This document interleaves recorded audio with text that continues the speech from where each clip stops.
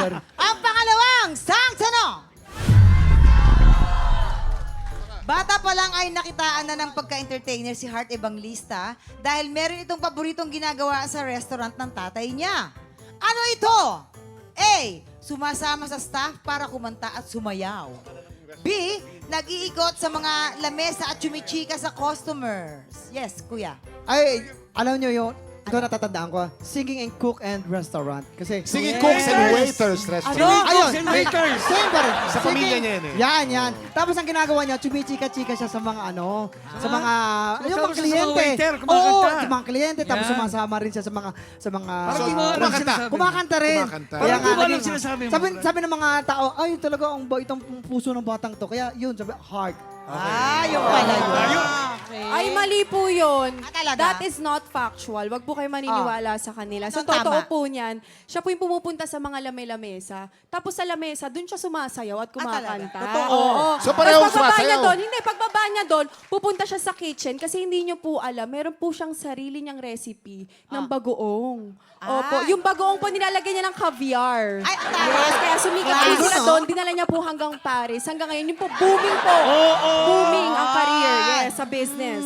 So, Miss D, kanino ka dyan maniniwala? Maniniwala ako kay Jason kahit na magulo yung sagot niya. Yes. Kasi pareho yung sagot niya. Sabi mo, kumakanta sa stage pero bumababa rin sa mga tao chumichika. Dalawa yun, A Dalawa. and B yun. Kaya nga Ay, magulo. sorry po. Pero pasok pa rin.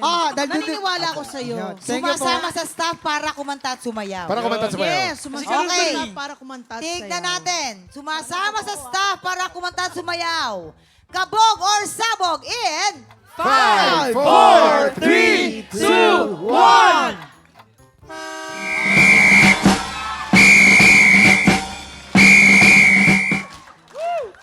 Noong pa man daw talaga sinabi ni Hart, gusto niya yung nagpapangiti siya ng mga tao. Sabi ko sa iyo eh. Yan, okay. Pero kanina talaga yung singing cooks and waiters. Oh, Kinarotong kanila pa yun. ko Oh, yun sige, eh. cook and Yes. restaurant. Alam niyo ba, galit na galit si Miss D sa mga sinungaling. Kayo?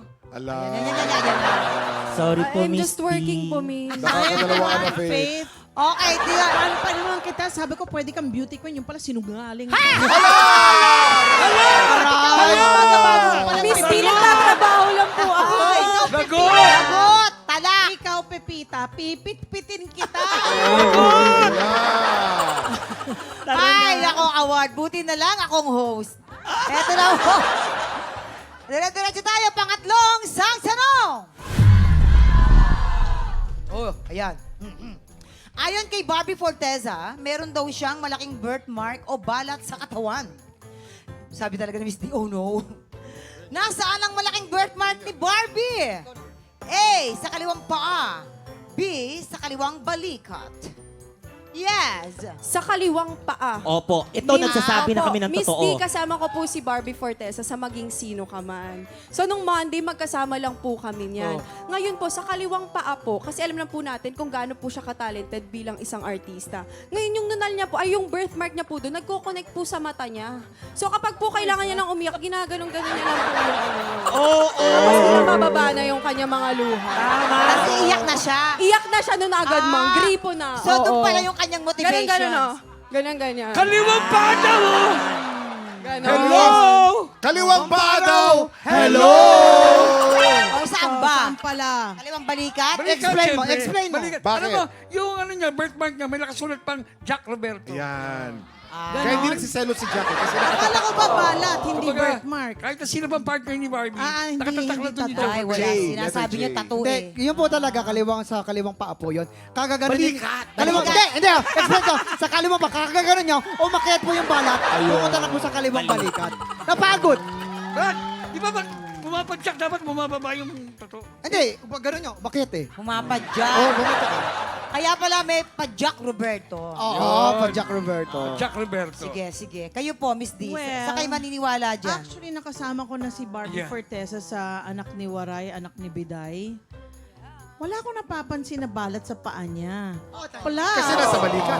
Nakasama ko siya sa parlor na Opo. nagpamani-pedi kaming dalawa. Wala kayo na po At na. nagulat ako sa kaputian ng kanyang mga paa. Yes. At lahat ng damit niya nasa left, one-sided takipito. Ito ang nakapalabas. Yan. Oh. So, nasa left na balikat ang Yan. kanyang Okay. Galing. balat. Tignan natin kung tama ba.